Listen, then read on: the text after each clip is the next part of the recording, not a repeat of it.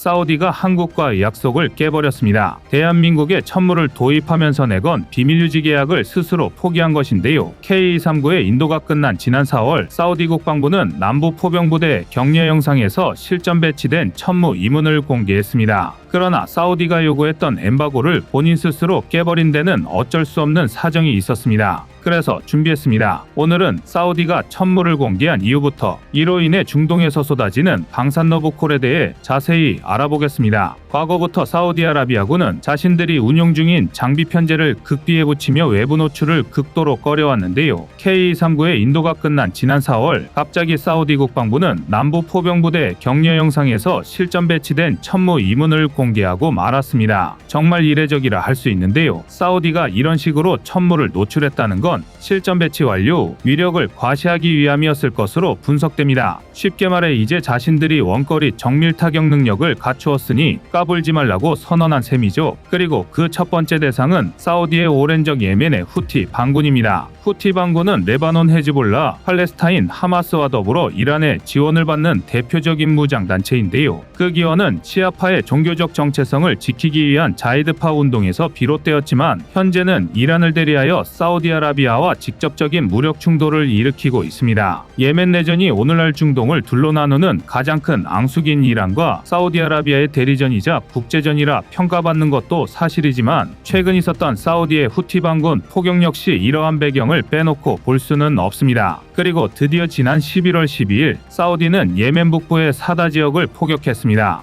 이번 사우디아라비아의 사다 포격은 중동의 혼란을 틈타 분쟁을 재개하려는 예멘 후티 반군에 대한 무력 시위로 당시 사우디아라비아군은 대구경 포탄 수십여 발을 쏟아부으며 사다 일대를 쑥대밭으로 만들었습니다. 사다는 예멘 북부를 관장하는 대표적인 교통요지인데다 반군의 주력 부대가 주둔하고 있는 것으로 알려져 있습니다. 그런데 이 포격에 사용된 다연장 로켓이 대한민국의 K239 천무라는 정황이 포착된 것입니다. 후티 반군에겐 재앙이었겠지만 한국 방산으로서는 더할 나위 없는 좋은 기회가 된 셈이죠. 전쟁만큼 좋은 쇼케이스가 없듯이 이번 데뷔전으로 천무에 전 세계의 관심이 집중됐습니다. 사우디 국경과 사다의 거리는 직선으로만 따져도 최소 45km 이상 떨어져 있는데요. 여기에 일반적으로 국경에서 10에서 20km의 완충지대가 놓인다는 점을 고려하면 일반 자주포보다 훨씬 긴 사거리가 필요했을 것입니다. 그런데 대한민국의 천무는 이러한 조건에서 임무를 훌륭히 소화했고 후티 반군은 반격은 물론 대응 사격을 할 엄두도 내지 못했습니다. 그들이 가진 포병 무기로는 사거리 확보가 불가능한 데다 천무의 화력이 워낙 월등했기 때문입니다. 그리고 이 같은 천무의 화력은 국제사회의 이목을 집중시키기에 충분했습니다. 그동안 대한민국이 중동 시장에 착실히 쌓아온 성과가 마침내 빛을 보기 시작한 것입니다. 사실 한국 무기에 대한 중동의 관심은 불과 1, 2년 된 이야기가 아닙니다. 중동의 한국 무기 도입량은 지난 10년 새 7배나 늘어났고 2022년 한 해에만 무려 6억 5,978달러, 하나 약 7,741억 원의 규모를 자랑합니다. 중동을 대상으로 한 전체 산업 수출 규모가 근 10년 새 67%가량 감소했다는 점과 대한민국이 무기거래조약 가입국으로 분쟁 중인 국가에는 무기를 판매하지 않는다는 사실을 감안하면 그야말로 놀라운 수치입니다. 특히 석유나 천연가스 등을 생산하는 중동의 부국들이 대한민국 무기 수입량을 늘리고 있다는 점은 상당히 유의미합니다. 국가별로 살펴보면 UAE와 사우디가 각각 1,755억 원, 1,269억 원 이상을 기록하고 있는데요. 이 중 UAE는 지난 2022년 단일 무기로는 역대 최대 규모였던 약 4조 1천억 원 상당의 천궁2를 구입해 전 세계의 이목을 집중시켰고 이후 약 2조 원대 규모의 천무 수입을 결정지었습니다. 심지어 이걸로도 모자라 최근엔 KF-21 사업 참여 의사를 밝히기도 했는데요. 이 정도면 아예 K방산의 고정 고객이라고 불러야 할 듯 싶습니다. 대한민국 무기에 대한 중동 지역의 선호도는 이미 도입된 무기 체계들에서도 확인할 수 있습니다. 이미 이라크와 튀르키예, 이집트 등이 FA-50과 K2 흑표, 그리고 K9 자주곡사포 등을 운용하고 있는데요. 게다가 현재 진행 중인 무기 수주 협상도 적지 않습니다. 이미 24대의 FA-50을 운용하고 있는 이집트는 한국과 최대 100대의 FA-50 추가 수출 협상을 진행하고 있으며 2022년엔 모로코가 K2 흑표 전차 도입을 추진한다는 소식이 전해지기도 했습니다. 또한 이집트 역시 노후한 소련제 전차 대체를 위해 K2 흑표 도입을 추진하고 있는데요. 방산체계 도입이 최초 계획부터 수출 계약까지 통상 수년이 걸리는 점을 감안하면 이들 국가와의 정식 계약 소식은 다소 시간이 걸릴 듯 보입니다. 이뿐만이 아닙니다. 아직 해외 수출 실적이 전무한 국산 헬기 부문에서도 긍정적인 소식이 기대됩니다. 최근 두바이 에어쇼에서 한국산 기동 헬기 수리온과 LAH 소형 무장 헬기가 실물 전시에 이어 고난도 기동을 선보여 눈길을 끌었기 때문인데요. 행사에 참여한 방산업체만 약 1,400여 개가 되는 데다 다수의 업체가 눈도장을 찍어 수출 소식을 기다리게 합니다. 실제로 미국방 전문 매체인 디펜스 뉴스는 한국 기동 헬기 수리온을 향한 UAE의 특별한 관심을 전하기도 했는데요. UAE와의 수리온 수출 계약은 최종 협상이 진행되고 있으며 2023년 연말 계약 발표를 계획 중입니다. 그리고 이런 관심은 보병용 유도무기로는 국내 최초로 개발된 현군까지 이어지고 있습니다. 사실 제3세대 대전차 미사일이자 보병용 중거리 유도무기인 현궁은 수많은 밀리터리 매니아와 전문가들 사이에서 곧잘 제블린과 비교되곤 합니다. 다만 공식적인 수출 기록이 없기 때문에 역시 아직은 한국의 이름값이 부족하다는 평가를 받았는데요. 하지만 비공식적으로는 이미 사우디아라비아와 UAE에 수출된 것이 학계의 정설입니다. 아닌 게 아니라 사우디군과 사우디군의 장비를 노획한 후티 반군이 모두 현궁 인증샷을 남기면서 국제 방산 시장에 커다란 이슈몰이를 하기도 했습니다.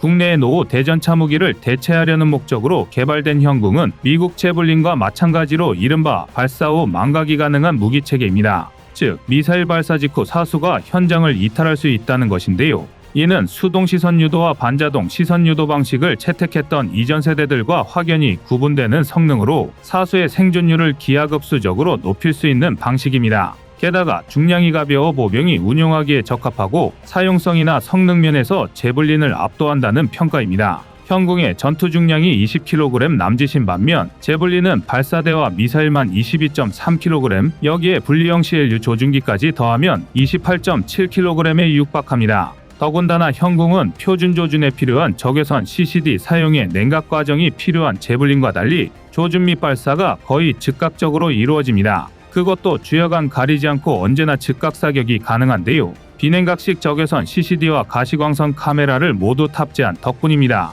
반면 제블린은 이 CCD 냉각 과정만 30초가 필요합니다. 최소한 30초는 사수가 적전차를 조준하고 있어야 한다는 뜻입니다. 심지어 그러면서도 가격은 대당 3억 원에 달하는 제블린의 3분의 1 정도에 불과해 경쟁력이 높은데요. 하다못해 관통 능력이나 유효 사거리 면에서도 이스라엘의 스파이크나 제블린을 앞선다고 분석되는데 현궁의 관통력은 약 900mm로 현존하는 거의 모든 3.5세대 전차의 장갑을 관통할 수 있는 수준입니다. 또한 최대 사거리가 2.5km로 비교적 작은 크기임에도 제블린과 마찬가지라 장거리 공격 능력이 뛰어나 다양한 환경의 전장에서 활용될 수 있다는 이점이 있습니다. 이쯤이면 사실상 3.5세대에서 4세대급의 차세대 대전차 미사일이라고 불러야 하는 게 아닐까 싶은데요. 외국산 무기의 전과를 비밀에 붙이는 사우디군에서 인증사진이 공개되는 보안 사고가 발생한 것도 이해되는 부분입니다. 좋은 물건을 자랑하고 싶은 건 당연한 마음이니까요. 이 같은 중동의 대한민국 무기체계 선호 현상과 더불어 신냉전이 불러온 약 30년 만의 방산 호황기까지 K방산은 현재 큰 기회를 목전에 두고 있습니다.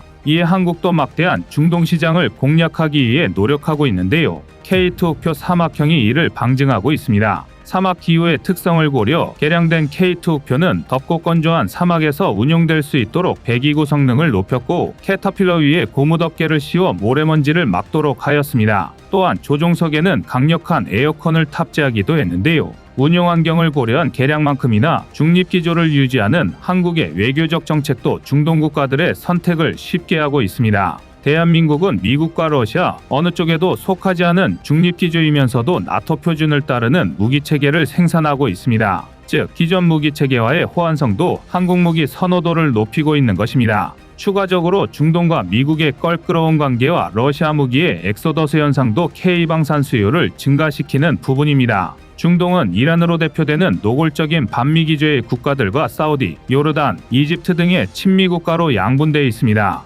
하지만 친미로 분류되는 국가 중 미국과의 관계가 이전과 같지 않은 나라들도 있는데요. 그 대표적인 국가가 바로 사우디입니다. 바이든 미국 대통령이 사우디 왕실을 비판하던 언론인 카슈그지 암살의 배우로 빈살만 왕세자를 지목한 이후 양국 관계는 틀어지기 시작했죠. 여기에 더해 아랍 국가들과 이스라엘의 갈등, 그리고 이스라엘을 지원하는 미국까지 복잡한 중동의 사정은 권역 국가들이 미국과 군사적으로 엮이기 어렵게 만들었습니다. 게다가 우크라이나 전쟁에서 드러난 군사강국 러시아의 실체는 중동 국가들이 러시아산 무기를 기피하도록 만들었는데요. 그로 인한 방위 공백을 메우는 데 K방산보다 나은 무기체계는 없어 보였을 것입니다. 코리아라는 브랜드를 달고 세계적인 수준에 도달한 대한민국 방위산업, 이제 우리의 목표는 중동과 유럽을 넘어 아직 한 번도 다다르지 못한 목표를 향해 가고 있습니다. 이상 꺼리튜브의 두 번째 미션이었습니다.